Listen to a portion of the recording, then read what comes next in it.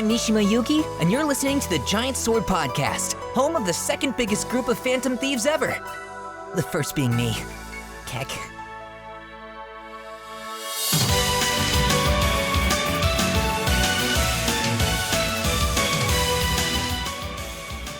Hello, and welcome to this week's Giant Sword Podcast. I'm your party leader, Nick Lynn. Joining me today, as always, is Taylor Hoyt. Taylor! Nick Lore, what's up? What is up? How is everything? Very tiring. We filmed our first wedding for our business yesterday, and it was a very long and tiring day, so I slept in late. It felt great. Yeah, it must have been really boring. Kinda. Because you have no connection to these people, and you're just filming them, and it's just like really long scenes, and you're just like, whatever, man. Okay. Yeah, that is true. I mean, we know the wedding planner, so it was fun to see them. But yeah, the other people, we didn't know. And I'm like, this is and the girl had super hardcore resting bitch face, so she'd take pictures, and then she'd be like,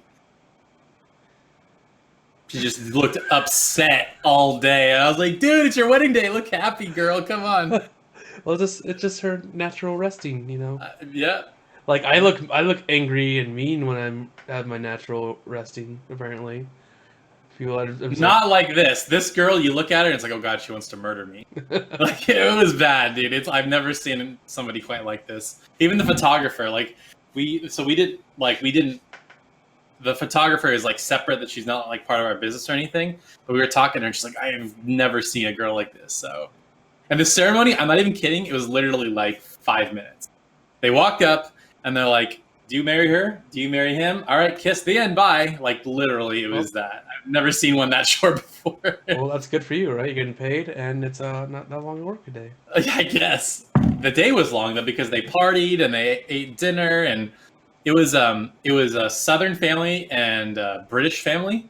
So all these people were flying in from England, and all the groomsmen had, like, monocles and stuff. Like, no joke.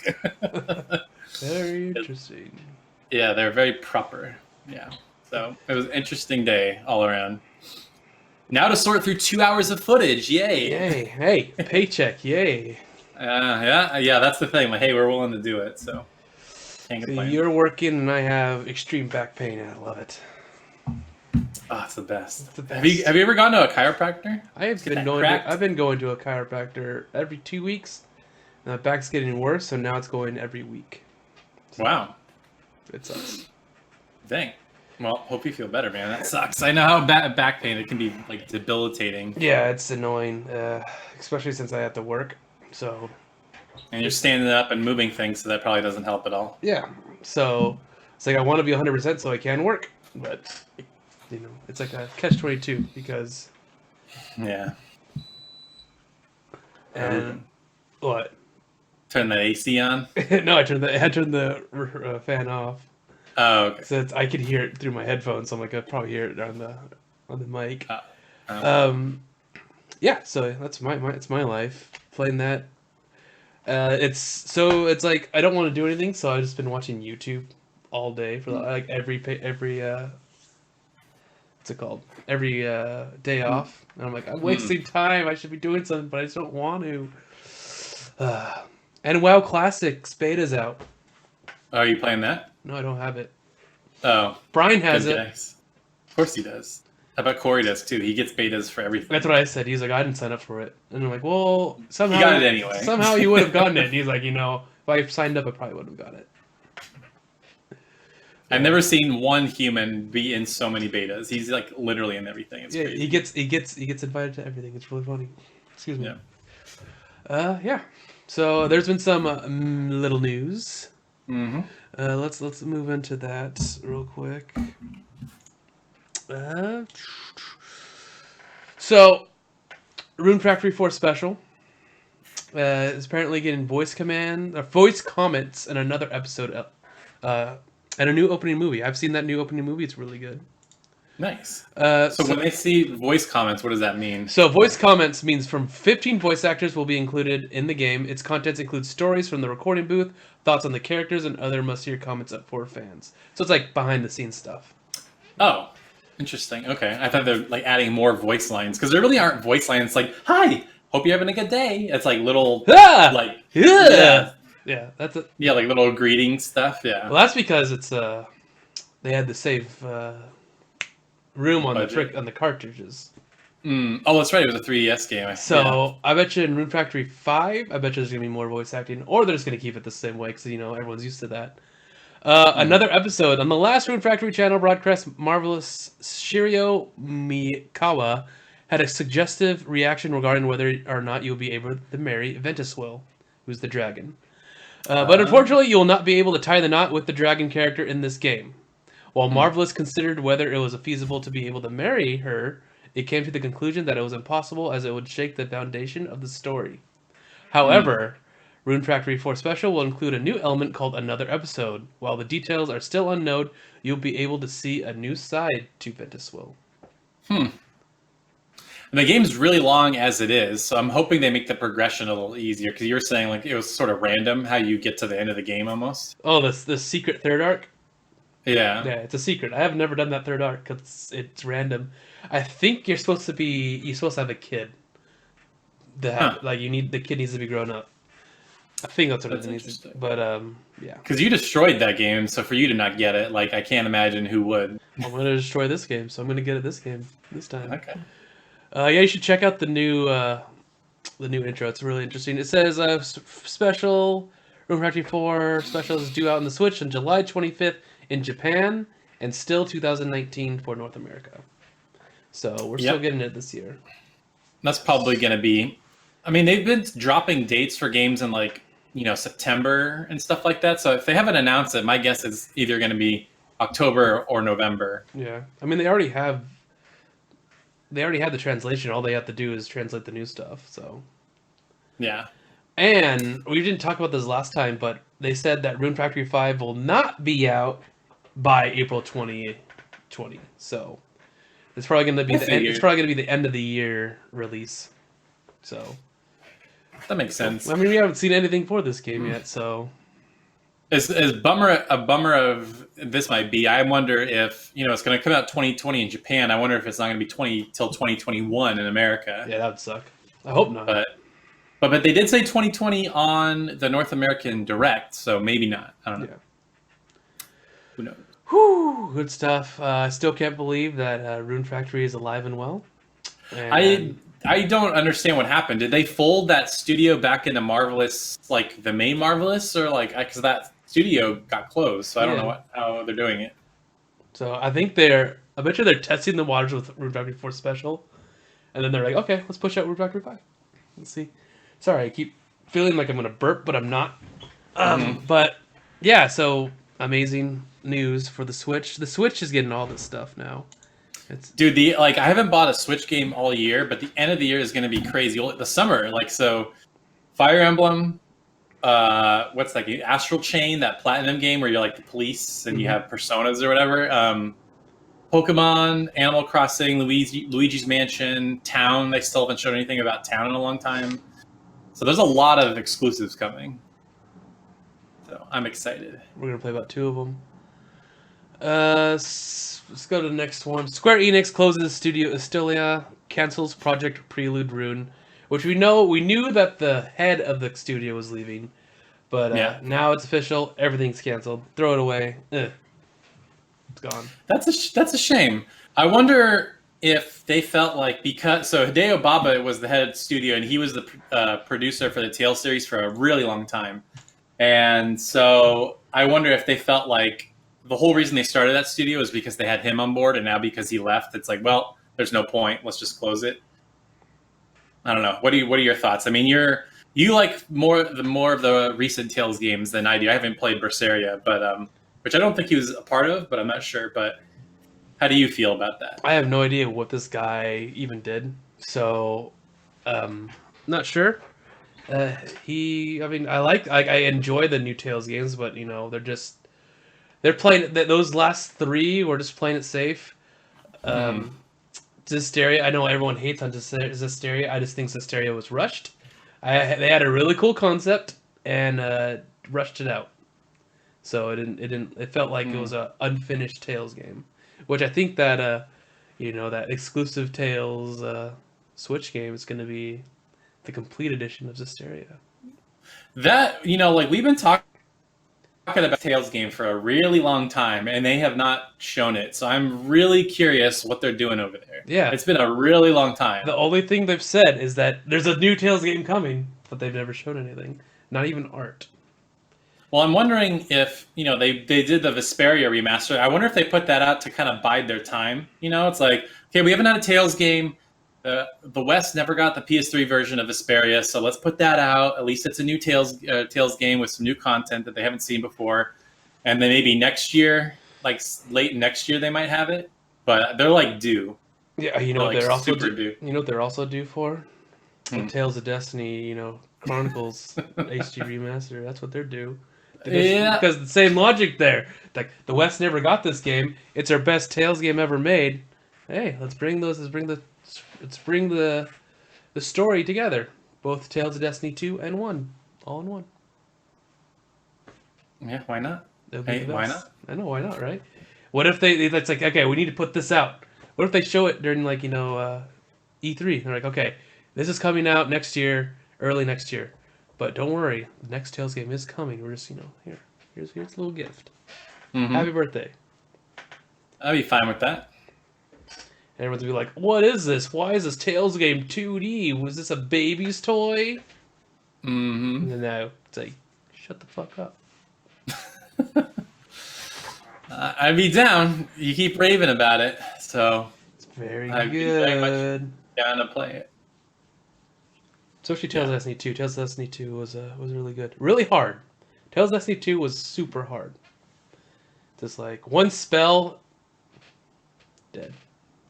Let me ask you this. Okay, did you play it on hard or normal difficulty though? I was playing it on hard, I was playing it on hard until I started playing a boss that was near impossible. Mm-hmm.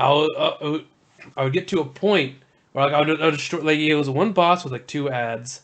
I would kill the ads, and then I'll get to the boss to like a specific percentage of health, and then suddenly he'll start casting spells just really fast. Just bam, bam, bam, bam, bam, and you can't dodge them, and then your entire team wipes, and then you're the only one alive. I'm like, well, okay, I can't do anything. I'm dead. Yeah. So I was like, and then I'm like, okay, well, I'm gonna put it normal, and then like I went to this thought process. Like, you know what? Why am I playing on hard? I'm playing on normal. It's only in Japanese, so I don't know like half the things I'm doing, and I just want to beat the game. So I was like, turn on normal, and even on normal it was hard. Same thing would happen. But I got through it. Nice. Really good game. Tales of Destiny 2 is a really good game, even though it has a time travel plot. Hey, at least it's not the mystic. What's the thing that they always do? What's the trope? What? I'm secretly we have to go find the mana tree or whatever. The mana tree's died. We gotta find all the greater spirits and save the world and restore the mana tree. Because without the mana tree, there's no magic. Yeah, that's not there. Yeah, no. Now, let me ask you this: what? You're talking about hard JRPGs. I felt like the latest run of big JRPGs have been really easy, like Kingdom Hearts, Dragon Quest XI, Ni no Kuni 2. They were all very easy. Like, what do you think about that? I know you like to usually crank the difficulty up on games. Yeah, I played speaking. I played on Proud Mode on Kingdom Hearts 3. I expected it to be like in Proud Mode in Kingdom Hearts. Normally, it's like you have to be a little more technical and block a lot more and counter and stuff like that. This time, I didn't even have to deal with that. I was just like, oh, they're doing more damage, but I have so many answers to everything they're doing because you have so many options of what you could do in Kingdom Hearts 3 that you just obliterate everyone you fight. So even the boss battles are not difficult. Like in Birth by Sleep, is it Birth? Yeah, Birth by Sleep, right? Mm-hmm.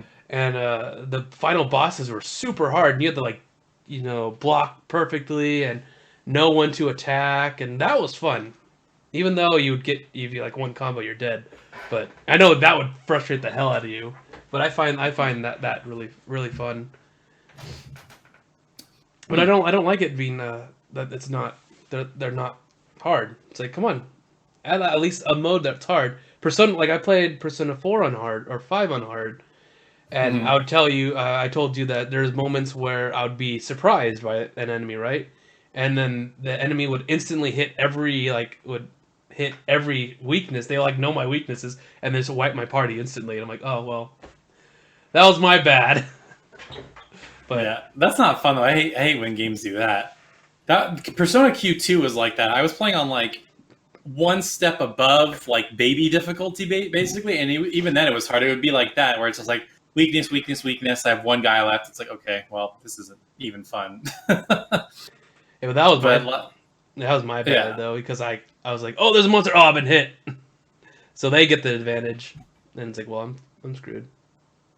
Well, like, you know, obviously you keep the trash enemies simple, but like I remember every time I got to a boss, like on a PS1 JRPG, you had to be prepared. It's like I think back on Final Fantasy VII, and there are so many like, oh god, Demon's Gate, oh god, carry armor. Like there's a lot of bosses that you really have to prepare for, or they're gonna just kill you, or you're gonna get destroyed on. So I like the idea of like having to prep and level up and have the right gear and stuff for a boss, whereas I feel like in most of them it's just like use your most powerful attack, heal, you're fine. Like I would like a little bit more challenge. Yeah, the thing is, back in those days though, you would have to fight the boss and then get your ass kicked, and then you're like, okay, what do they do? What can I do to counter it? So there's always that aspect where you would lose, but you would learn from your mistakes. How would you feel about doing that now though?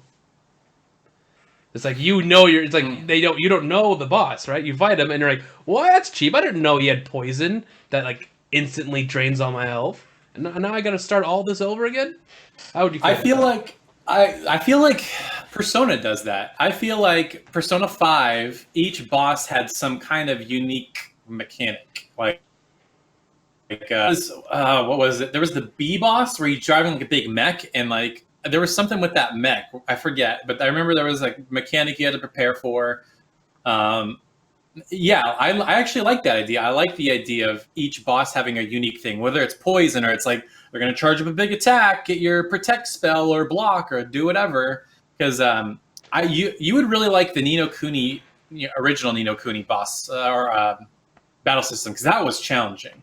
Like there'd be bosses where they're charging up an attack, and you can actually, there's an actual block button, and you'll block for like 2 or 3 seconds.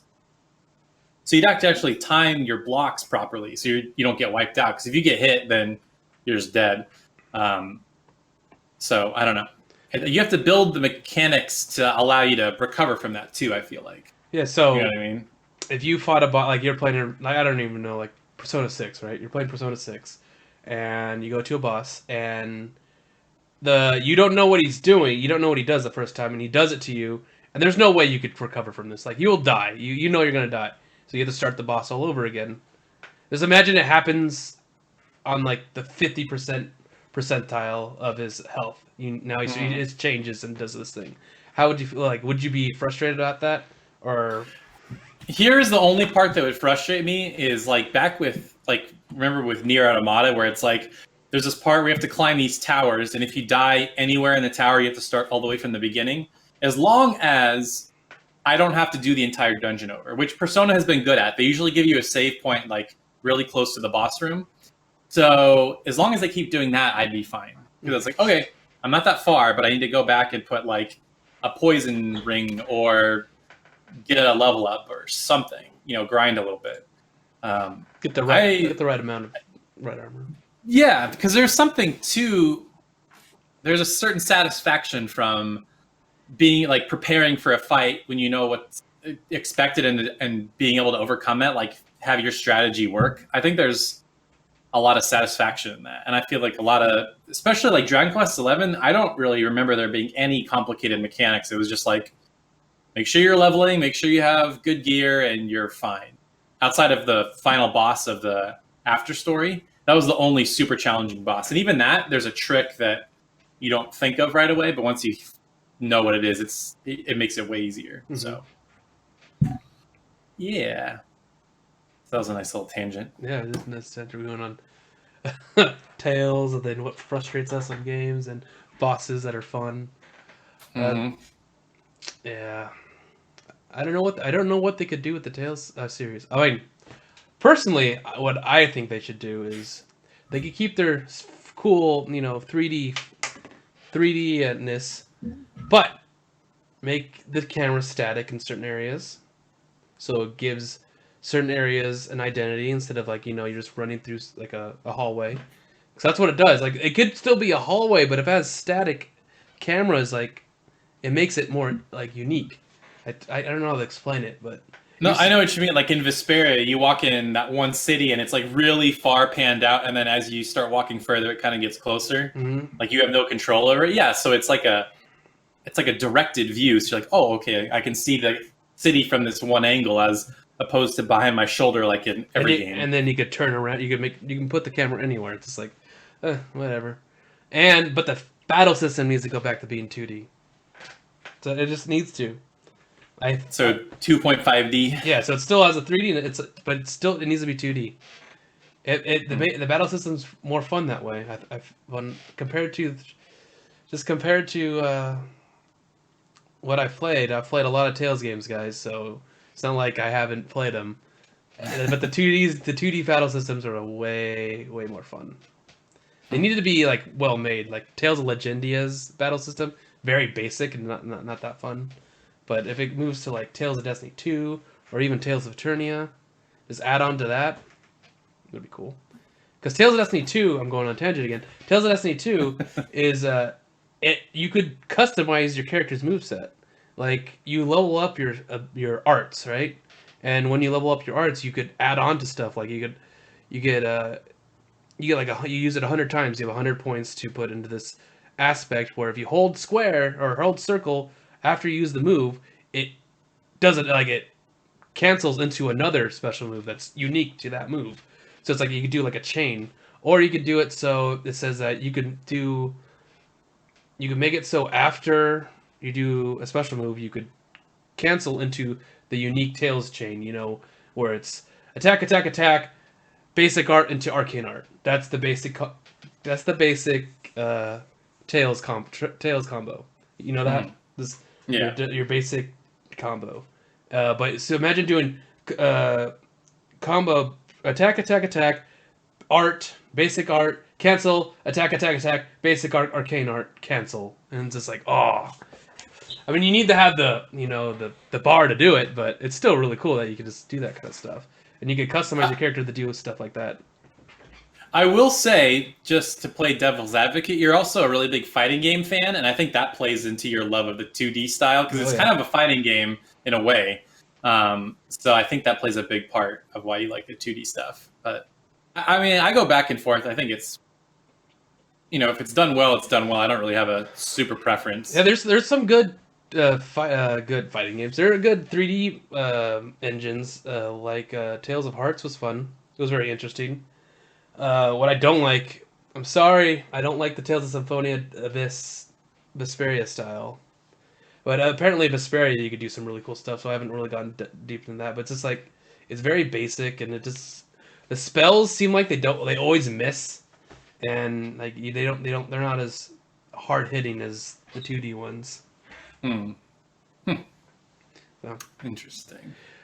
But let's move on to the next part where it's Taylor has finally gotten a big info dump on a game he's super excited for. So let's have you talk about this one. Yeah, so there was a bit, I don't know if it was like a Famitsu interview, I don't know what it was. There was a big info dump for Fire Emblem 3 Houses. And so they were talking about like customization, and essentially there is customization similar to Final Fantasy Tactics, where each character, so let me see what they have here. So they have personal skills. Sorry, I'm trying to find They like professor skills and combat skills. They have like their personal traits that you cannot change, and then you have their trained traits where you could change. Trained skills that you could change. Yeah. Yeah, so like, you're a professor at a military academy, so a lot of the game is going to be training them or like having them go off and do independent training, and then maybe like a few days later they'll come back and they'll have skills, or you have students fight each other to get better. So there's a lot of different ways to customize your characters and kind of craft them how you want. And that's what I liked about Tactics, Final Fantasy Tactics, and what I feel like a lot of modern strategy RPGs have not really dug into as much, is that deep customization. I think that's what made that game so good. And then there is the way you can break that game. Love it. Yeah, and Spaghetti asked a question about that, so we'll get to that later. But that's what's fun about it, when games let you break them. So I mean, you need to you need to take the time and you need to make the effort to break the game. You do. So like, I'm glad that it rewards that, because it's like, if you just play the game, you have the base classes and you'll get by. But then if you actually like dive deep and look at different things, there's so much more that you can discover. Okay, so I found it. So there's 3. There's personal skill, unique skills that have been set to a unit from the beginning. These skills have unique effects and cannot be replaced. There's class skills, unique skills that have been set to each class. These are only applicable to said class and will be removed if the unit changes class. And then there's ability skills, skills that can be learned through professor levels. Unlike class skills, these skills can be set to any class after they've been acquired. Up to 5 skills can be equipped at once, and it's recommended to equip skills that best fit that unit's role in class. So, wow, I didn't know there were 5. That's awesome. So there's a lot of different things you can do. So, like, for example, I'm thinking in Final Fantasy Tactics, there's like, increased critical strike, something dodge, attack twice, extra movement. Move there's plus all 3. kinds of stuff. Yeah, exactly. So these are the beginner classes. So they haven't really talked about these, but these are like, I don't think any of this is going to be a surprise. So there's Mercenary, excels in speed and power. So they have like sword and axes, Cavalier, well-balanced class that can perform high hit strategies. The Brigand, high HP and power. They have these axes and gauntlets. Gladiator, only males, which is interesting. You can take down enemies with quick gauntlet attacks. Mage, which is like a magic user, dark mage. And only males can use this one as well. There's no female-only classes. That's peculiar. For now. For now, yeah. I mean, I didn't see a healing class, so there's got to be like a priest or something that only females can use, which is very stereotypical. How much do you want to guess that there's a dancer class that's only female? Oh, sure. Yeah, I imagine. But here is the one thing that I want to talk about, and this has been a little bit contentious, especially in our community. So there is going to be a calendar system similar to Persona. And so this is only a couple paragraphs, but here's what the article says, and then we can kind of dive into it. So it said, outside the battle, you as the protagonist will be able to interact with your students in the military academy. Fire Emblem Three Houses has a calendar system that uses around 30 days for each of the 12 months in a year. Just like the real world, various events are also scheduled from festivals to birthdays. 1 month constitutes 1 chapter in the game, with the final day being reserved for a major task battle that progresses the story.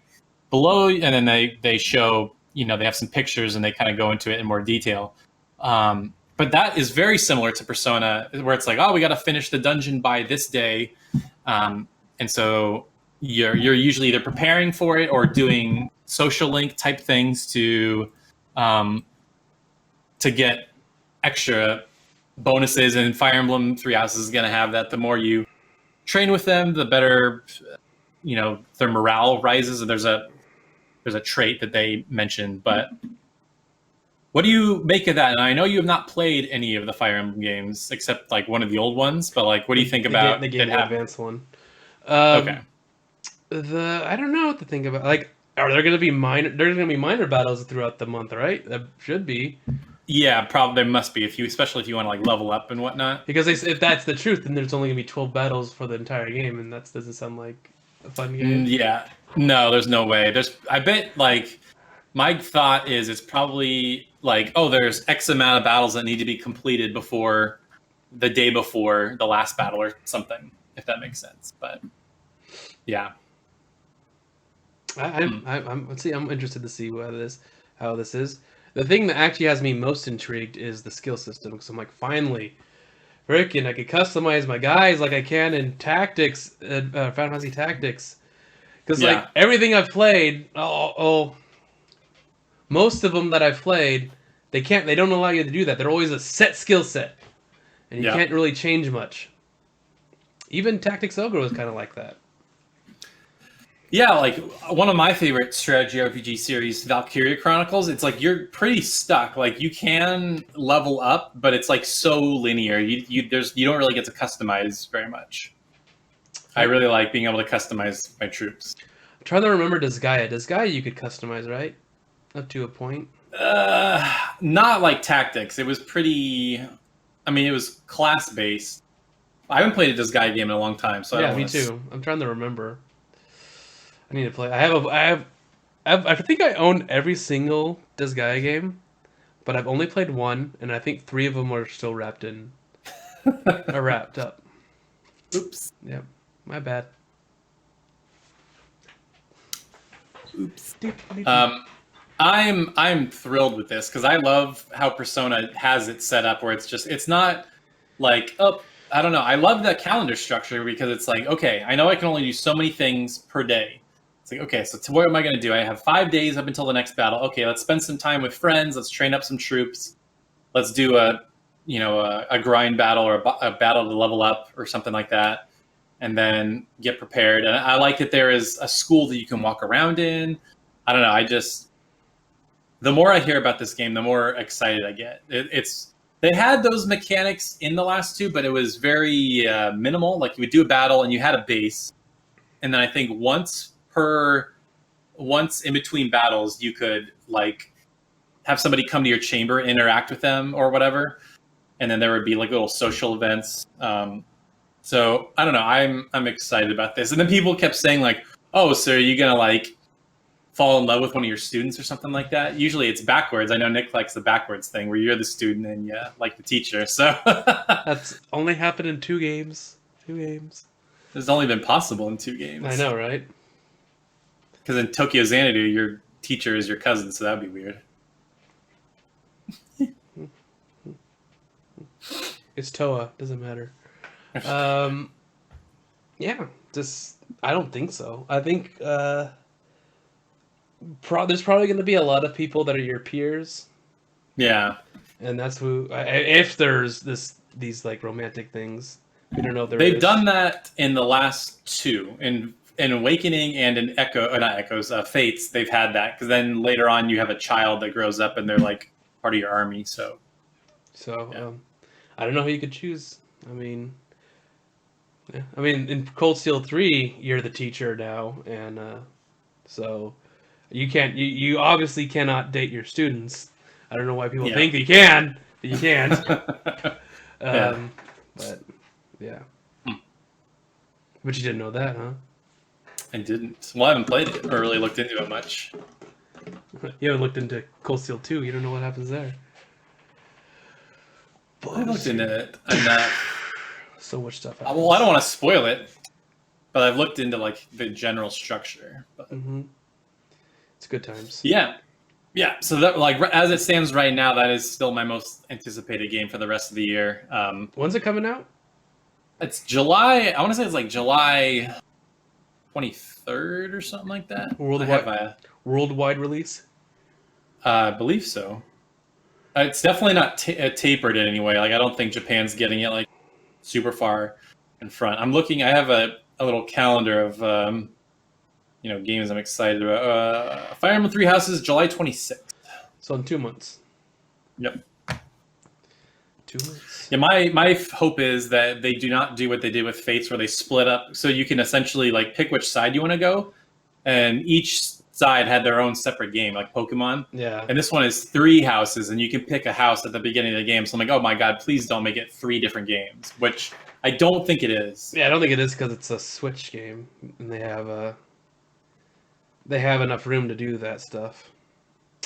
Or do everything. Okay, I'm just getting the questions. I'm sorry. No, that's all right. Yeah, I don't, because they announced. I remember with Fates, they announced that they were going to be multiple versions, leading like pretty far ahead of time. I think They were trying to do the Pokemon thing, right? That's Yeah. what I felt like they're doing.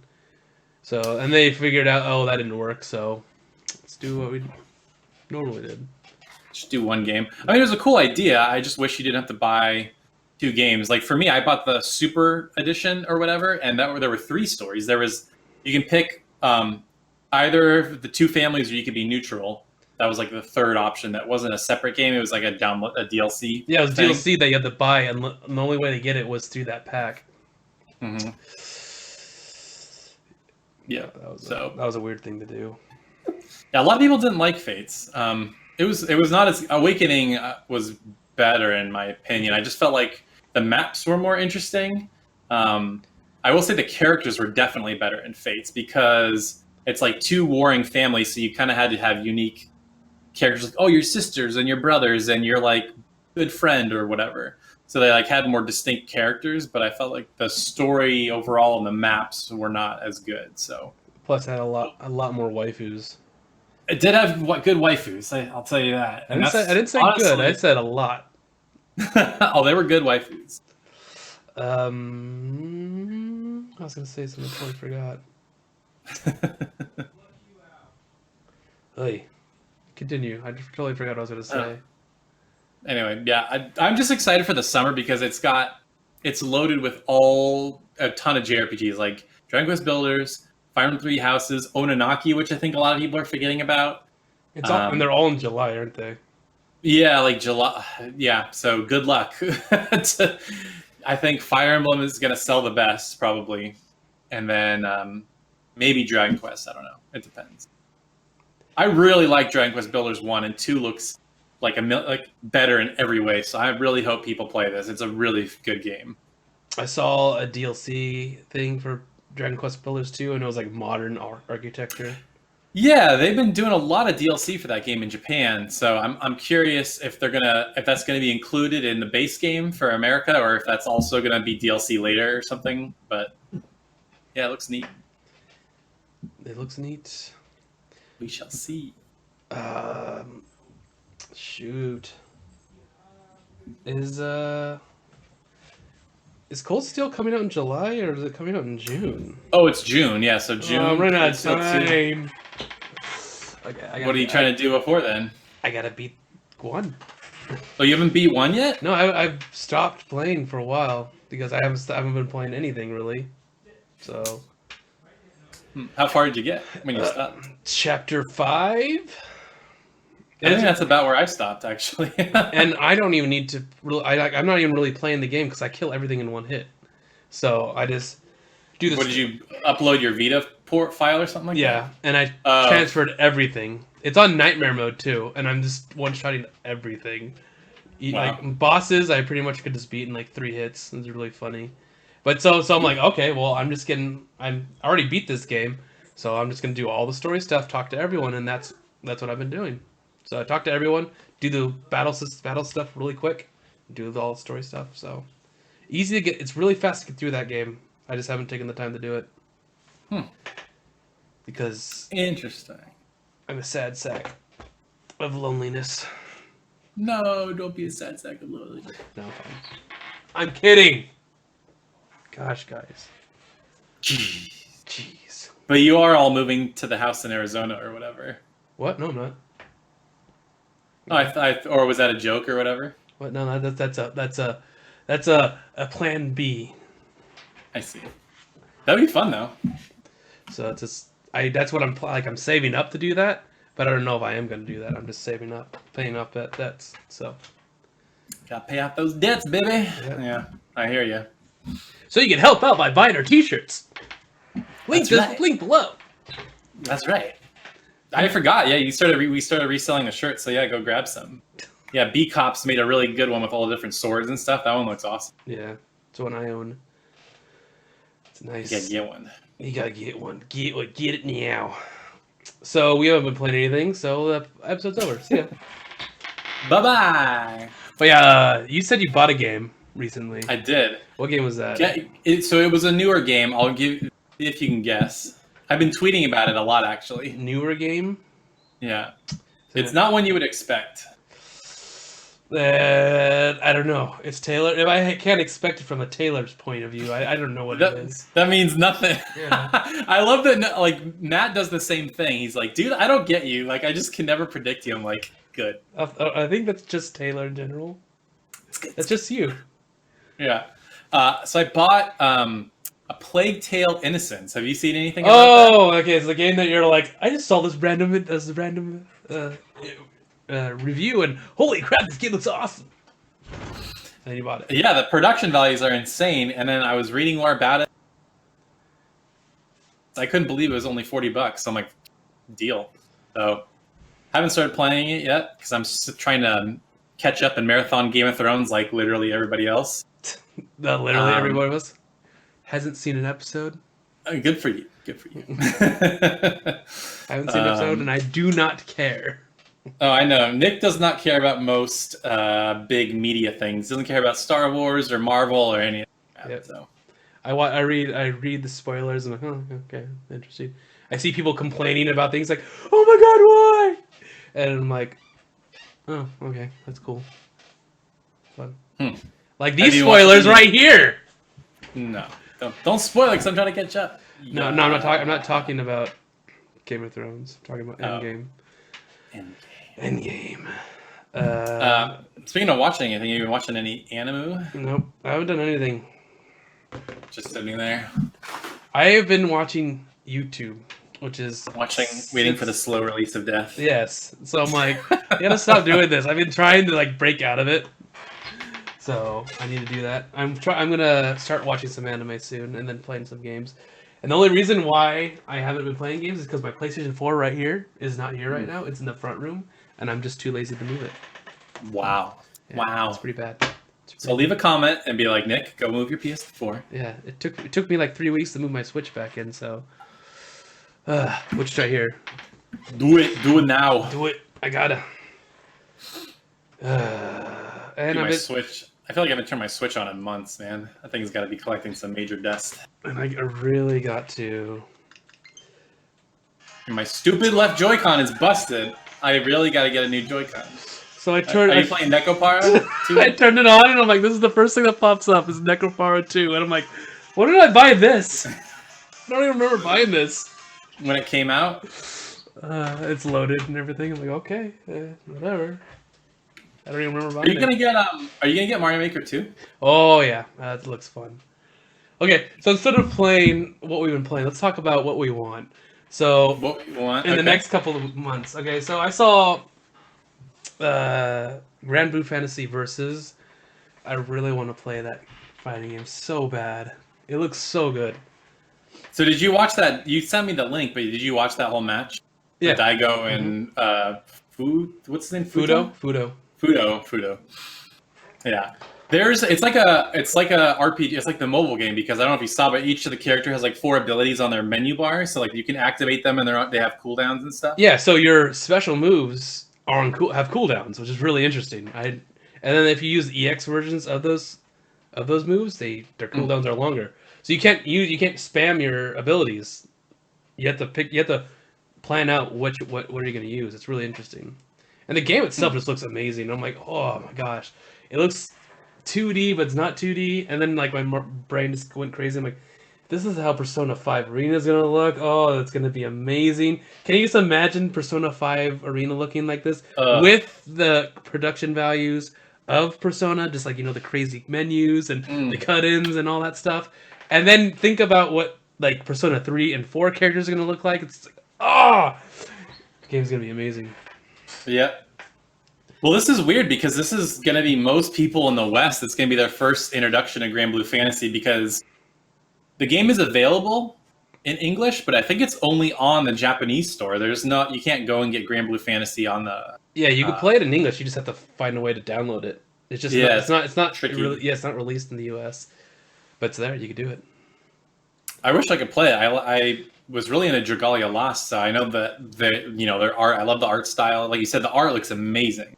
Like the characters and the animations and the special moves, it looks so good. Like Arc System Works is on a different level, man. They're it's like really the king weird. Of fighting it's games. crazy. It's crazy how good these games look. And I'm just like, I can't wait to see the new Guilty Gear. I can't believe they lended out their tech to make an anime with it. What? It's wild. It's wild. Did I tell you about that? Yeah, for High Score Girl, right? Yeah, I was reading the credits, and Arc System Works was in there, and I'm like, there's no Arc System Works games right now. This is like in 1990s, early 1990s. There's no Arc System Works ever. and I'm like, oh my gosh, it's in 3D. Did they really just lend out their 3D, their rendering, their engine to make an anime? I guess so. There you go. That's really interesting. Mm-hmm. That's Yeah. cool. And then I was like, no, go ahead. No, you're talking about Grand Blue Fantasy. Keep going. Yeah. Well, like, because I was this close to getting Mortal Kombat, because I actually really liked Injustice 2 with their gear system, but then apparently Mortal Kombat 11 is so messed up with the whole gear system and the crypt and stuff. So I'm like, whatever. It's too late now. So I want to get into Grand Blue Fantasy because I want to kind of get used to the story and the characters and the world for when the RPG comes out, which we still don't know when that's coming out. Maybe we'll hear something at E3, but I signed up for the beta. probably not because it's only a PS4 game right now. I signed up for the beta, so hopefully I get it at the end of the month. Nice. I want to see what characters they add though, because it's probably going to be as much as Dragon Ball FighterZ, which was 20, and they've only shown 7. So I wonder. Yeah, there's quite a few recognizable characters that I know that they have not. I don't think are playable yet. There's so Gran, the main character, he's like the kid with the sword. He's gonna get like a blue armor. There is like I always think of like is the female version. She kind of has like pinkish red armor and like short blonde hair. Like I bet she'll be in it. I don't know her name. People are probably screaming at us. Oh, this is her name. How dare you not know her? But yeah, based on that fighting, the little prelim match they had, is there a character that you like or that you think you'd like? Was it Charlotta? I was gonna say her too. I like her movement options, her dive kick. Yeah. Like it seems like you can really do some damage, and there's chip damage. You can kill chip damage, which is interesting. Super chip damage, and Fairy. I like her keep away style. Oh, the fox girl or wolf girl or whatever she is. Yeah. She looks cool. I know a lot of people are gonna like, oh, because she's hot, you want to pick her. I'm like, no, it's because she has long range and she has an interesting keep away mechanic with her little flame cat thing. Oh yeah, that was interesting. So that's very technical. I imagine you have to like really be aware of that. Yeah, and Gran's just basic, so I don't want to play Gran.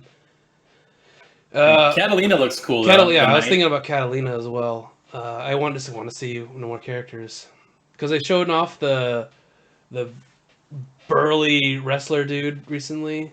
Yeah, and there's another character in there that I haven't. It's like he looks kind of like a thief. He's like a thief fox guy. Yeah, but I haven't seen gameplay of him. But I've seen Lancelot's gameplay, which is like he looks like Yosuke from Persona 4 Arena. Yeah, he has dual daggers. Yeah, he looks cool. So I'm gonna look up characters real quick. Tell me what else you want to play in the next couple list or next couple months or whatever. I want to play. I mean, they showed off the Nintendo Direct for Super Mario Maker, and this is what Mario Maker should have been when it first came out. Like all the stuff they've been adding. It's just like holy crap! There's all this new stuff that you can play. It's just gonna be fun to make stuff now with all the. We have so many options. Yeah, there's so many options. There's multiplayer now. You can play multiplayer against people. I mean, come on, you can play you know how we hate the stupid I hate the multiplayer in Mario games because it's like mass chaos. Yeah. Oh my god. That's the fun part, but it's like I want to play the game, but I can't because it's mass chaos. They added that to Mario Maker, and you can make levels to mess with that mass chaos. It's really awesome. There's slopes. There's a lot more items, a lot cooler items, and they added 3D World as a style now. So yeah, with the cat suit and everything. Yeah, I think that'll be neat. And they have unique what's it called? Game mechanics and items that you can put only in that mode. So that's gonna be it's gonna be really fun. I don't know how many people are gonna get it, but that seems like a fun thing. Like it's like Mario Maker was really fun when I bought it on the Wii U. It was sad that the 3DS version was so gimped. And now we have the Switch version, which is also 3D, which is portable now. So we're all good. Yeah, I don't know if I'll make levels with it, but it's essentially like an infinite Super Mario game. Like you'll just have levels forever, and like they're not all going to be good. I get that. Probably most of them are going to be bad, but I love challenging platforming games like that. and or people in Super Mario Maker. Like I played some of those levels and they were crazy. So it'll be fun because like you can even like change your preferences, like how you search for the game. Like, do I want puzzle centric or platforming centric or whatever? So it's kind of cool that it, you know, gives you more options. So I'm gonna design levels for all of you, and it's gonna be masochistic. So the one that like really scares me is there's that new tool where it's like A/B switches. So like when you hit it, it like moves walls and stuff. And there was one where it showed like a turtle shell kind of bouncing back and forth. You know what I mean? Mm-hmm. I bet you somebody's gonna like do some super sadistic where you have to like run through and time it perfect, or you get killed or whatever. Like, ugh. But it should be fun. It's gonna be fun. You're gonna get your value, that's for damn sure. Oh, $60. What else is coming out? So we got Grand Blue Fantasy versus Super Mario Maker. I mean, MechWarrior 5 is coming out in September. Daemon X Machina. Hmm? Oh, I haven't even think of. That's out of my mind. I haven't even thought about that in a long time. WoW Classic. It's coming out in August 27th. Nice. And I don't know if you're gonna get it, if you're gonna play, but it's just I've seen people play it, and I'm like, I remember these. This is gonna be fun. It's gonna be fun running around the world, spending an hour just doing one thing. You know, people are complaining. Like people are worried that like people aren't going to like it because it's that. It takes a lot of time to do stuff, and people are playing it now, and they're like, no, this is what we love about it. It's like it takes effort to do things. And it's like, yeah, it's fun. Because I've been messing around WoW recently, and it's so boring. Like it's not automatic. It's not boring. It's just like it's so. What's it called? Assembly line, conveyor belt, where it's just like, do this quest, bam, bam, bam, easy. Do this quest, bam, bam, bam. Oh, you need the quests are automatically given to you, bam, bam, bam. Oh, everything's just, like easy. Everything's handed to you. Oh, look, you get this green item. Oh no, we magically made it an epic for some reason. It's like, wait, what? You said it was green. Why is it purple now? Give us a challenge. Have you played that before? Have you played WoW recently? I have not played WoW in probably like 4 years. It's been a long time. Okay, so I got an epic like in Westfall. You know where Westfall is. Yeah, it's like the beginning of the game practically. Yeah, so in Westfall, I was doing a normal quest, and then I was gonna get a green item, and it turned into an epic, and I'm like, oh, what? I have a purple now, at level 15. They're trying to just get you to. They're trying to level you. Like I'm sure they up the XP for everything, so you can just fly through the beginning of the game. Oh, I'm already level like 20, 29, 26. Well, they want you to get to end game so you can play all the new expansion stuff. I know, it's just sad because the fun part was doing the journey, and then now all they're focusing on is end game stuff, and that's like, oh. That's why WoW Classic's so interesting, because they're bringing back the journey. So you could do, you got the best of both worlds. You could do the journey in WoW Classic, or you could just go straight to the end game stuff in WoW, and the new WoW, and WoW BF Battle for Azeroth. One thing I do really like about WoW Blizzard and stuff like that is their cinematics. Have you seen the new cinematic with Thrall? Mm-mm. Oh, I have no idea what's going on in the story, but these cinematics are like breathtaking. They're so good, and I get feelings like I get the feels just from watching these, and I'm like, I have no idea what's going on, but man, it's Thrall. Now, have they said if they're gonna like slowly re-release all the old expansions? Like, are they gonna like then do like the Burning Crusade and all that stuff, or is it just gonna be like literally classic forever? They said that if it's viable, they're gonna start, and then they're gonna bring out patches like normally, right? Like the patches that are already out, they're just gonna bring out the content over a drip of time, and I'm pretty sure they said that if people want it, we'll do Burning Crusade, and I'll do the same thing. It's like start Burning Crusade vanilla, and then we'll release the content patches over time, and then you just go to Wrath of the Lich King, and so you're gonna be playing WoW Classic like you're playing WoW back in 2004, and the stuff is coming out again. Jeez. So I don't know if they're gonna do Wrath of the Lich King, because that's where they changed a lot of shit. Yeah. People tend to like Burning Crusade though, so I can see Burning Crusade happening. That'd be interesting. I mean, that's where I saw it peaked at Wrath of the Lich King. That's where it's never been higher subscriber wise, but yeah, what you gonna do? You know, nothing can be on top forever. So Well, they changed so much. Oh man, they changed so much. It's just not the same. So let's move to some questions, man. Okay. So I'm gonna give us some homework. The homework is we're gonna watch some anime for next week. Oh, I don't know, man. I'm still trying to watch Game of Thrones. I can't promise you. Game of Lame. You haven't watched a single episode. I watched it. Well, my mom was watching it, get preparing for the new season, and when she was doing my hair, and I was like, "What the hell is this crap? It's so shitty." People who like Game of Thrones are idiots. I'm joking, by the way. It was not my thing. Let's just say that. I was like, I like fantasy, but not like fantasy that's mixed with modern. It was just really weird. They're talking about like effing this girl, and it's like, well, you would eff her, I would eff her, and it's like medieval people would not talk like this, really. You don't know. I know, but it's just weird. It just didn't feel right. It felt like some old guy's porn fantasy. So let's do some questions. Dari Sham asks, are either of you going to Fanime this year? If so, can we get a LSG meetup going? Taylor lives across the U.S., and this is going to be happening this week. Fanime is this week. So no. So I'm not going to be there. Yeah, so Taylor's not going to be there. I worked the entire week. I was looking. I was like, oh, maybe I have Friday off. I could go to Friday. Nope, I worked the entire weekend. I'm not going. I am really sad, actually, thinking about this. I'm like, I want to go to Fanime and just buy the art. That's all I want to go. Too. I just want to go and look at the art. So if you guys could, if anyone's going to Fanime, just buy me some art. That's right. Buy me some wall scrolls. Anything you want. I will even accept dirty wall scrolls. No, I'm just joking. I mean, you can send me whatever. I don't fucking care.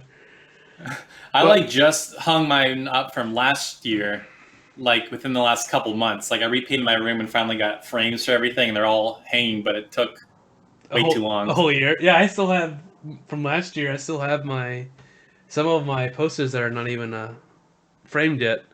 Like, I need to do this, but I need to redo all my frames because my room's completely differently set up, and it's still the frames are still hung up like it used to be. Yeah. So I'm like, I got to change that. But yeah, that's the one thing I'm pretty bummed about not going to Fanime. I'm like, why am I so bummed about not going to Fanime? I'm like, oh well, I just want to be around nerds and look at the art, pretty much. Yeah. And see what fangirls are, what two guys fangirls are drawing to this time. That's right. Yep. What's popular? Okay, Smash Myths. Taylor, if you catch, did you catch the Monster Hunter World live stream, or see any of the info dump for it? Any of the new stuff looking good for you? Will it bring you back? I want it to. Like I want to say like a month or two ago, I booted the game up to kind of get used to it again, and I couldn't remember the controls, and there's so many systems in that game. I want to. To answer your question, I want to, but that comes out in September, and summer is going to be so packed with games I'm looking forward to. And so is it September. Yeah, well, I don't know what's coming out in September, really. Oh, for me, there's a lot of stuff coming out in September. I would like to, because for me, what I would like, I like games that I can get a lot of value out of. Either it's a game in a series that I'm really excited about, like Fire Emblem, right, or Persona, or Final Fantasy, or something, or it's a game like I played Assassin's Creed Odyssey. I bought it for $25. And I put in 80 hours and I got the platinum. That's my kind of game. Just something I can just sit down, settle with. Monster Hunter's that kind of game, just let's just go on a hunt, get some new piece of gear. I come back tomorrow, do it again. So I'm hoping I can get back into it, but I'm so far behind that I don't know. But you saw the new stuff, right? I did. Yeah, it looks cool. I saw some of the new monsters and some of the new mechanics, and yeah, it looks neat. I like the snow area. Yeah, it should be cool. I have a sore spot for Monster Hunter because it took away one of our members. She was all into JRPGs, and then Monster Hunter World came out, and then no, she's not into JRPGs anymore. You can blame me for that, because I told her, I'm like, it's basically just all it is WoW raid bosses. And she's like, really?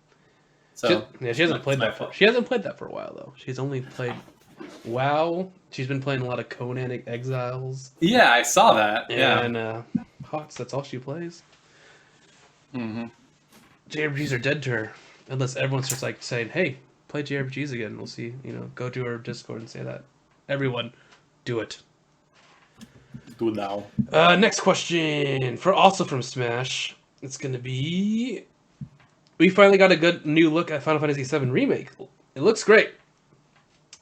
How do you think, or how do you want them to handle some of the confusing MC Escher painting looking map screens? Half of the time playing the original, some of you could barely tell what an area was even supposed to be or where you're on it. Yeah, I think he's mainly. I could be wrong. I don't want to speak, but there's a part in the Temple of the Ancients that's like that, where you go in one door. It's hard to tell where you are. I think that was a limitation of it being pre-rendered backgrounds, and them just trying to work with what they have. I think those are going to be way easier to navigate. Like, I think Temple of the Ancients is going to be a lot more moody, and there's going to be more story. Like, I feel like it's going to be like hieroglyphics or like paintings on the wall. It's like, oh my god, what are these? Like, I don't think it's going to be like this weird puzzle thing. Just don't forget to grab that ribbon. That's right. If the ribbon's still there, don't miss it, because yeah, it's one of the best items in the game.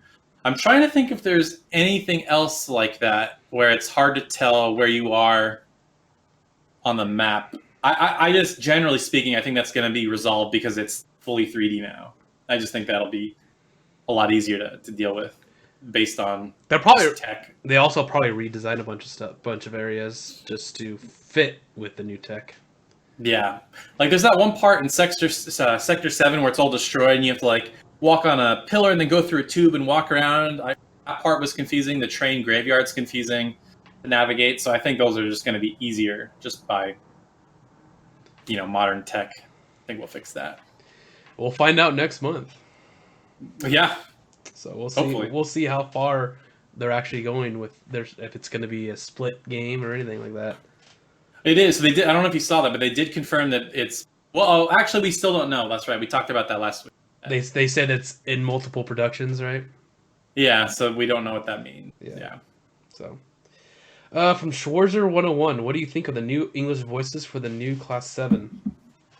I haven't listened to them, and I would probably like them when I do. I know a lot of people are really into like voice actors and stuff like that.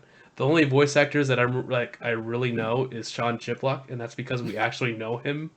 Yeah. Yep. So, I mean, I get why people it's cool that you guys know this stuff, but if they do a good job, they do a good job. They're not. I grew up in the PS1 era, so I could handle bad voice acting.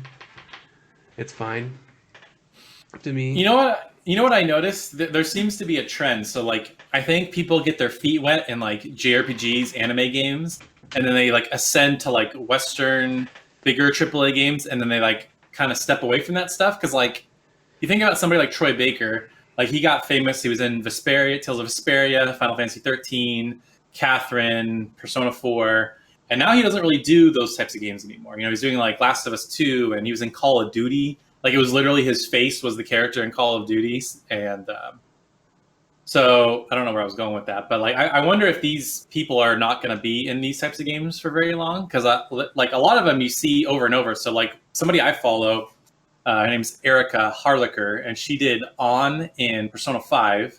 And she is the pink hair girl in Cold Steel 3. I don't know her name. But, yeah, those... same type of, and then Cassandra Lee Morris did Morgana, and she is Fee in Cold Steel. So it's just those same people over and over. So, which is not bad because I like their voices. Yeah. So you know voice actors more than I do. So I do. Yeah, I follow quite a few. Yeah. So it's gonna be good. Yeah. I mean, they've already done Fee. Like we've known Fee for like 4 years now. So we know that she does Fee fine. But yeah, what I'm looking forward to is the English voice actor for seeing what Sarah has to say. Oh, that's why I was bringing up that whole moving on thing, because I even predicted this. So Ashley Birch, who played Milliam, and then she moved on to be in like Horizon and all these other games. I'm like, oh, I bet you she's not going to come back. And I think they recasted her. So I don't think. Yeah, so Which makes no sense because I think she's still Tiny Tina in Borderlands 3. So. Oh, really? Huh. And that's fine. I mean, you could find someone acting like a wacky little girl. Like anyone could do that. No. From Spaghetti, are either of you going to replay FF15 now that all the DLC is finally out? Ooh, that's a really good question.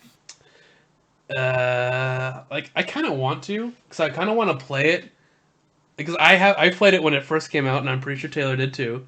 Mm-hmm. I want to play it with the ability to change my characters, like play as Oh, them. that's right. They 'Cause have that now. They have that Yeah. now. I don't want to see how that is. And if Final Fantasy VII is gonna be kind of like Final Fantasy 15, then we could get a feel for Final Fantasy VII by playing Final Fantasy 15. Then, and I don't know about the DLC stuff because they didn't add the what's her name's story. RNA? No, the Luna? not Luna's. I don't care about them. Iris? Iris's, yeah, Iris's. Were they going to have a DLC for her? Yeah. Oh, I didn't know that. So I wanted to get to know her more because they kind of hint at her being badass at the end, and you never see what she is. Yeah. It's like, oh, well, okay. Well, that sucks. She was one of my favorite characters in the game. Yeah. It would have been cool to have her get her own thing. And still, Luna has like no presence. She has no character at all. And yet you're supposed to feel bad. Yeah, that was a budgetary restraint. They just didn't have time. Yeah. I feel like they had this whole area. What's it called? It starts with a T. I don't remember. Like you like literally stop there near the end of the game when you stop there, and you don't get to explore it at all. You're just there, and it's like, no, I want to explore this area, but nope. Probably ran out of time, which sucks. But what are you gonna do? And how they butchered the Leviathan battle. Dude, that is like one of the worst boss battles like I've ever played. I was like, I didn't understand. The game gives you no feedback on like if you're even doing it right. You're just like flying around and throwing shit at it, and you're like hopping all over the place. And like, am I hurting it? Like, what's happening? Like, I did not. That was like one of the worst fights in the whole game. It was terrible. Had epic battle music though. It sure did. But we saw what the battle was going to be like when they first revealed it. It was like in a building, and he was dodging the water, and the building was like falling over and everything like that. And Taylor's like, "Oh my god, this is the game! It's gonna be awesome!" Wasn't even in the game. That was like, I actually liked 15. I got the platinum. Like, I enjoyed it for what it was. That was my biggest disappointment, is that moment was not in the game. Because I remember, you were right. We were there watching that together. I was so hyped. I'm like, oh, he's diving through, and he's like running through the building as like shit's falling apart. And he's like jumping from building to building. I'm like, oh, this is going to be so cool. And you don't do that at all. I'm like, ugh. Sucks. What happened? Ugh.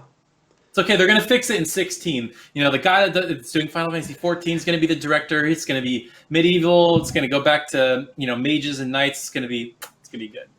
So don't worry about it. It's going to be. We'll see it in about 3 or 4 years. 5,000 years. If we see like a teaser at E3, I'll be like, what? Not till next year. I think when they start hyping up PS5, I bet you Square will be at whatever that is. Yeah, that's my prediction. Yeah. Final Fantasy 15. It's a nerve to be poked with us. Mm-hmm. All right, from Maximilian Wonder. I think we answered this question, but you can just answer it real quick. For Taylor, what point did you get to in Cold Steel when you decided to switch over to Xanadu for good? Promise I won't judge based off that. I'm just curious how it compares to the first time.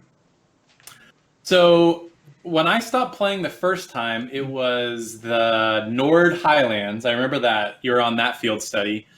And then I picked it up after I played Persona 5. But you should set the record straight, because a lot of people think that you have not beat this game yet. No, yeah, I beat it. I beat it on Vita, so I have beat the game. But I did stop. So when I first played it, I stopped at Nord Highlands, and then I came back. I did finish it. And then on the PS4 version, where I stopped, I think I stopped where you are. I'm in chapter 5 when your sister comes to the school and like wants to see you. So that's the last thing I remember happening. And how it compares, I mean, it's definitely a lot easier. It's more playable because it looks better, it runs better. There's turbo mode, like it's easier to stomach some of that stuff. But I just can't play for. I mean, I don't want to repeat myself. I just can't marathon it like I can other games. I just at some point the little fetch quests get boring. So yeah, it's not clicking with him. So that's what he moved the Xanadu because he wanted his Falcon. He wanted his Falcon fix. Yeah, so I'm doing Xanadu, and I'm so close. I don't know if I want to talk about this real quick. Yeah. I missed getting the speed run under 2 hours on Ease 8 by 46 seconds. If I did one trick better, if I was faster on a boss, that's my new personal best. But I'm so close to getting under 2 hours, but have not quite done it. So you're almost there, Taylor. You're almost there. Yeah, I think what I want to do is practice certain sections and not actually do it, but then get on a live stream and keep trying until I nail it. Because I think it'd be fun to have. He broke a world record. Taylor broke a world record. Taylor, you're funny. I think actually you should. What's it called? Speed Rogue Legacy. So I've seen people do it. Speedrun Rogue Legacy. The problem with that is that the game is randomly generated. No way to practice. You just have to be good at the game. Apparently, I saw a YouTube video that the world record is 15 minutes.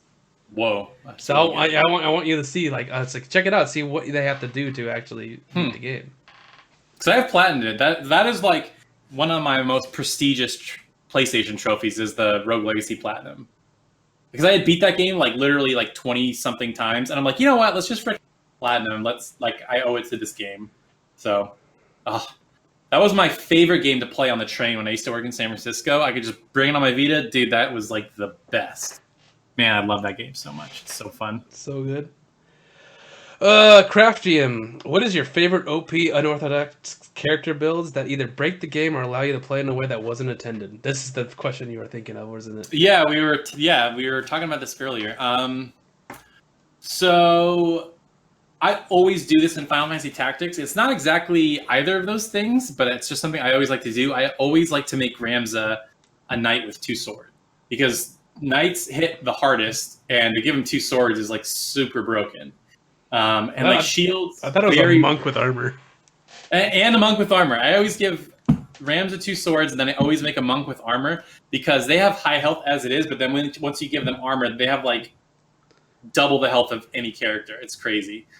But I don't know if you saw this, but I was watching they were doing a Final Fantasy Tactics speed run at RPG Limit Break, and apparently one of the stronger classes is just a wizard, and you get Bolt 2 or Bolt 3, and they were one-shotting people in Dorter with Bolt 2, so they must do something where they have the spirit or the bravery is at a certain level, but they were destroying people with wizards.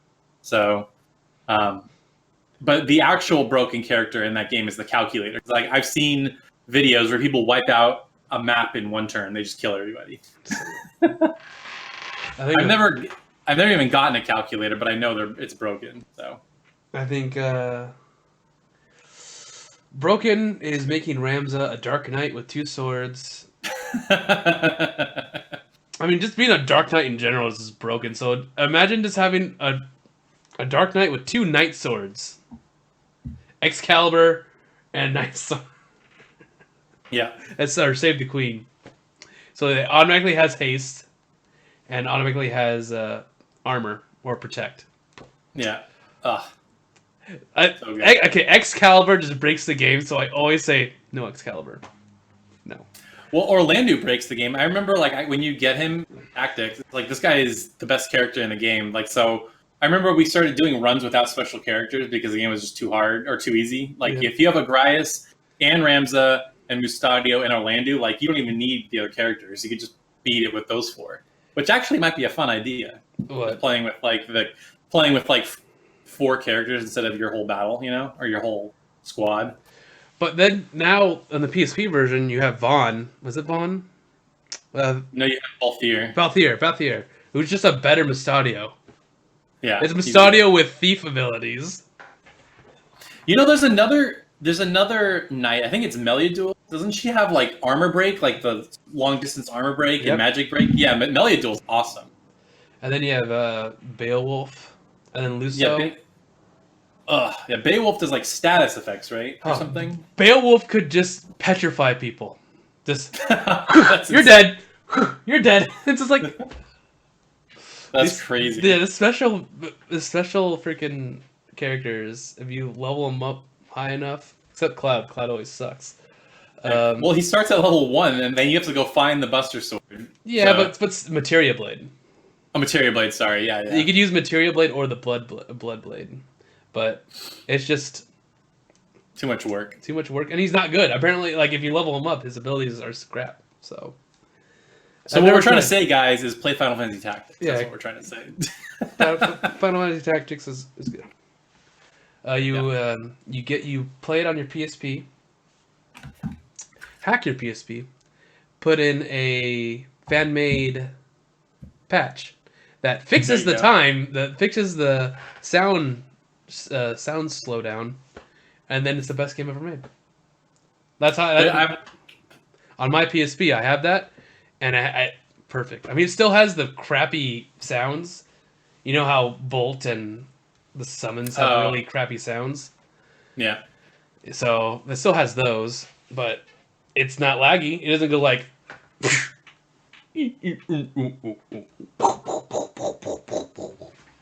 Yeah, it's so weird. I don't know why.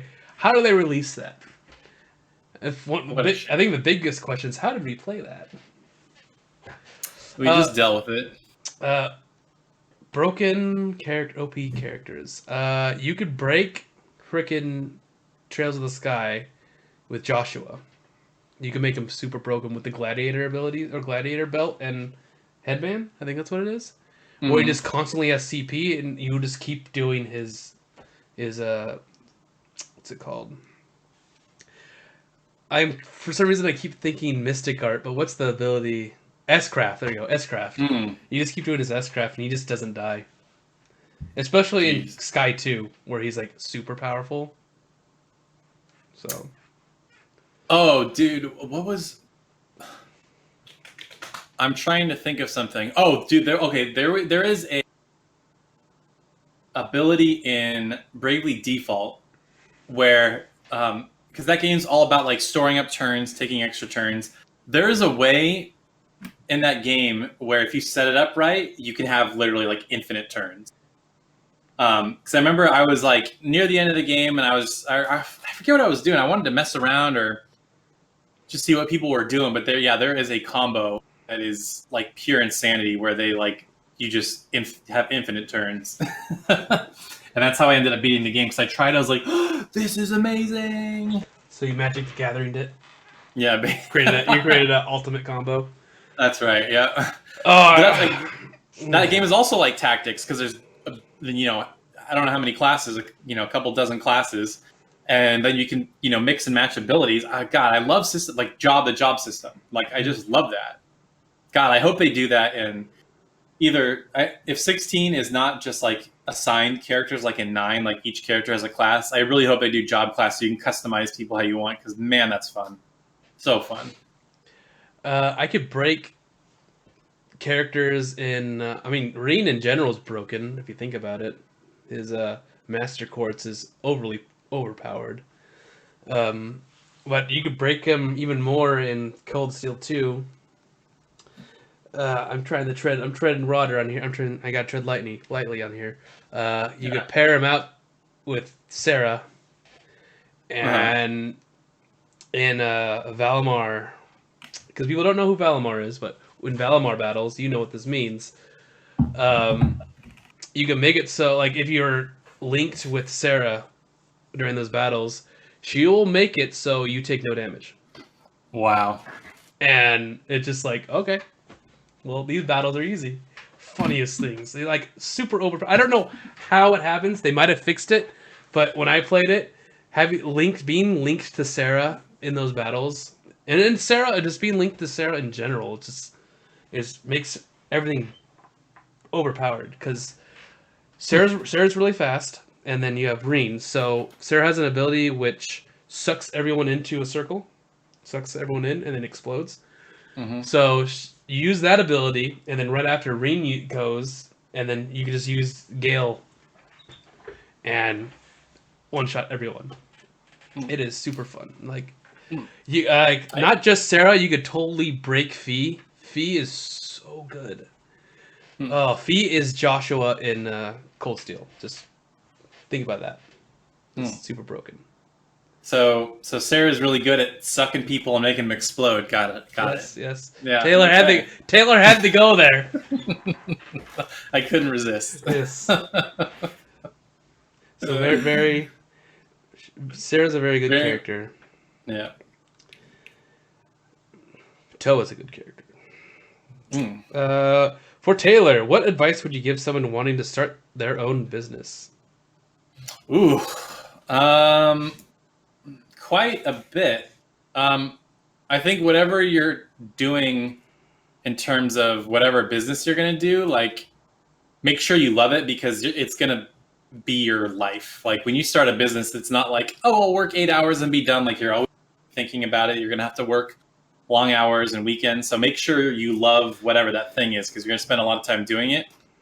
And then when you are getting to that point where the time you're putting in is getting equal to your day job, you have to set a hard date to when you quit and go full time, because otherwise that'll just go forever. Like, for us, we had to set a hard date. It's like, okay, make sure your money's saved, make sure we got enough money saved from the business, and then pick a date, because if not, you'll just put it off forever. And then I guess just generally speaking, once you get there and you are doing it, like, be willing to put in the hard work, because I feel like that's the thing that's made us successful, is that we're willing to put in the hard work when other people aren't. We're willing to, like, go the extra mile and make our customers and our clients happy when other people aren't. Like, we hear all these stories about, like, oh, we've had people film with us and they just don't show up, or they do what they want and they don't do what we ask them to. And it's just like, whoever you're selling to, make them happy, because it doesn't matter if you're, whatever you're making, if it makes you happy. It's all about making your customers happy and putting in the hard work. And, we listen to this guy. His name's Gary Vaynerchuk. He's got like a businessy, motivationally YouTube channel, and he's got a podcast, and that's all he preaches, is just putting in the time and the hard work, because there's really no replacement for that. So I could go on and on, but I think just to start, those are probably things that can help you. All right, let's do one last question. All right. What horror game, or from Abram, what horror games would you recommend to scared little babies such as myself? I was traumatized by Corpse Party and find it hard to play spooky games. I couldn't even pass Dead Space. The alien babies are too spooky. Also, no Fatal Frame. I watched my older someone play that as a kid, so no Fatal Frame. Oh, I've tried Resident Evil 1 and it was poop. Huh. I'm trying to think, like, a horror game that's not scary is sort of doesn't make any sense, but I'm trying. I mean, okay, so I'm thinking about it, and he can't even play Dead Space, so I don't think he could play a scary game. Yeah, because that's like because that's like an action horror game. Because I mean, it's like atmospheric and spooky, but it doesn't give you, ways to fight. But I'm thinking maybe like Resident Evil 4. Like, try Resident Evil 4, because that's not really scary, I don't think. But it's in that. It's probably scary for him. But yeah, you could try it. Try Resident Evil 4. I think that's the closest you could get. I would say bite the bullet and face your fears and play the game. Play Fatal Frame. Play Corpse Party. Alien Isolation. And play Resident Evil 1 Remake. Play Resident Evil 2 Remake. Yeah, Resident Evil 2 is really good.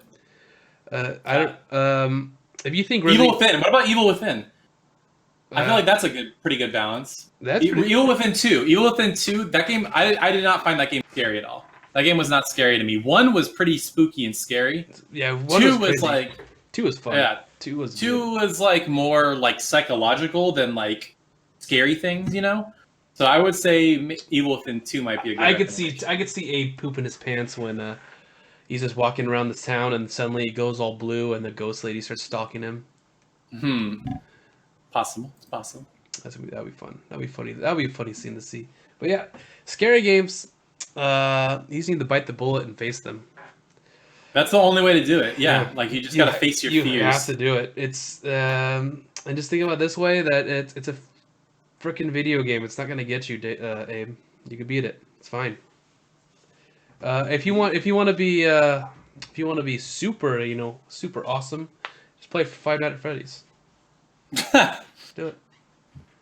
That's just jump scares. That's not like atmospheric scary. It's not. Oh, the first one's pretty atmospheric and scary. Really? Yeah, it's just weird, and it's what gets you. Like people think, oh, that's a baby's game. It's like Five Nights at Freddy's is all about anticipation. You know it's coming. That's what makes it freaky. It's like they're coming, and you know that the jump scare is gonna happen, and you just don't know when, and that's what drives you crazy. The one scary part is because like 80% of the time you look at the cameras, nothing's happening, but then every once in a while you'll see something like sprinting down the hall. It's like, oh god, close the door. Yep. Yes. And it's really cheap. Just play those. Do it, Abe, and then tell us how you beat the game and became the master at Five Nights at Freddy's. Do it now. Do it. I kind of want to do one more. Okay. We got all the time. Yeah, we do. Make it a good one. Okay. This is an old question. This is back from January, Taylor. Wow. All right. Sort of piggybacking off of Uso Ewin's question, what is your favorite modern battle theme? Last 5 to 10 years. Mine is Glint of Cold Steel from Cold Steel 1. Edit. I've been severely addicted to Battle Torna from Torna, the Golden Country, for the last several weeks. So it might be up there with my first choice now. Interesting. So normal battle theme, not a boss battle theme. Oh boy. I mean, Persona 5 comes to mind immediately. I remember when we first heard the battle theme, I was like, do I really like this? This is weird. And then it grows on you and you're like, this is the best battle theme ever made. I know, it's pretty good. I'm trying to think of other battle Dragon themes. Quest 11, baby. So bad. You know, I want to say something with Ys 8, but like Which one? nothing. It doesn't really have battle themes because it's like they're all just in the world. You know, like Sunshine Coastline, like that would be my pick. But I don't really know. They have boss battle themes. Yeah, but he says normal battle. Oh, He says, "What's your favorite modern normal battle theme?" I'm trying to think of other games. I liked what's it called? The battle theme from Octopath Traveler. Oh yeah, that's a great one. That's a really good pick. Yeah, Octopath Traveler is a great one. Because there's two of them. Like at some point in the game, it changes, and it's a little different. So I like Octopath Traveler. You know, I would say I even like Final Fantasy 15. Dun dun dun dun dun. Yeah, dun, that's a really cool one too. Aren't there multiple ones? I think depending on where you are. Yeah, I like that one. I like the tutorial battle theme. The tutorial battle theme. Yeah, that was really good too. I think it's like a variant on that theme that you have. I like the second one or the third battle theme for Tales of Zestiria. Yeah. I don't remember most of the Zestiria. Oh, that one. Yeah. Okay. Yeah. I like that one. That one's good. Very good. Like the music in Zestiria is top notch. Pretty good. Pretty good. Yeah, the Torno. I like the Torno one. The one he's talking about is very jazzy. I like that one. Pretty good. But it doesn't have Rex, so you can't hear him say, "We'll beat them with the power of friendship." So dumb. So dumb, but so good. Now at this point, I'm just trying to think of other recently, right? Like Ni no Kuni's is okay. I don't remember it being particularly good. Oh, what's it called? Radiant Historia. Oh, is that good? I haven't heard that. I like that. It's really addicting. I'm trying to think of was there something on Switch? At this point, I'm just looking up lists like PS4 JRPGs or something. Can I just say this Kingdom Hearts battle themes? Yeah, in 3. general, I mean, 3 had them. Yeah, they're really good. The remakes in 3. I know that Maximilian is getting really mad that I'm not mentioning any of the Skies or any of the Cold Steels, except in Sky 3 and what's it called? Fighting Right On. That is an amazing battle theme. Yeah, I don't really like the normal battle theme of 1. Dun, dun, dun, dun, dun, dun. I don't like that one. It's kind of whatever. Which one for Cold Steel? Yeah. Oh, it's all right. The second one's good. I really like Sky's one. Just you pick it up and just throw it in the trash. That's right. It's awful. Sky 2 is good. Sky 3 is pretty good, but the boss or major battle theme, Fight Right On or Fighting Right On, something like that. Really good. It's like the first battle theme that you hear in the game. So it's the one with the crazy guitar solo. Because that's when Falcon was getting into guitars and string instruments. Oh yeah. So good. Are you trying to find it, Taylor? Yeah, I mean, I was listening to the Ni no Kuni 2 battle song. It's okay. Yeah. Well, then, Tyres, that's just Ni no Kuni 2 in general. It's okay.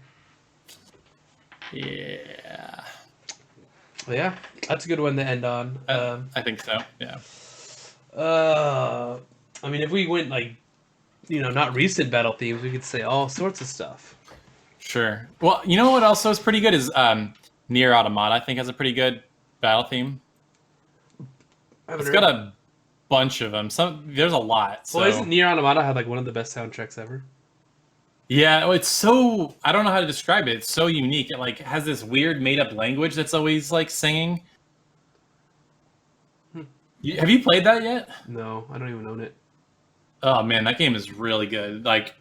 I would say I don't know if it's a top 10 game in the generation for me, but it's certainly up there. It's really good. Yeah, definitely one of the better soundtracks. But you know me, I like that platinum style of combat. Super fast action, dodge to the last second, it slows down time. I think he does like that. I think he does like that type of combat in general. That's why I like Xanadu so much. And Ease. The platinum is way faster. I know that, but you like that kind of style where it's you dodge around and you fight. Yeah, arcadey. Yeah, a little arcadey. Yeah. Yeah. Yeah, it's funny, having played Xanadu recently, it is noticeably simpler than Ys 8. Yeah, it's stiffer. It's it's a little stiffer. You could feel it. Mm-hmm. I remember going straight from Ys 8 to Xanadu, and it felt really weird because I was trying to do Ys 8 stuff. But Xanadu is still fun. You get used to it. Yeah, not too bad. What else is there? Yeah. Okay. So yeah, it's we have fun episode today. Yeah. So thanks for watching, guys, and we'll be back next week, of course. If you have questions or anything, tweet at us or join our Discord. We have a big, we have not a big community. We have a community of fun people. Don't be afraid of Abe. He's harmless. He's just really weird. And yeah. So give us a review if you liked what you watched on YouTube. If you're watching on YouTube, subscribe, comment, do whatever, all that stuff. And yeah, we'll be back. And I'm going to say and yeah again. And see ya. And yeah, bye. And yeah.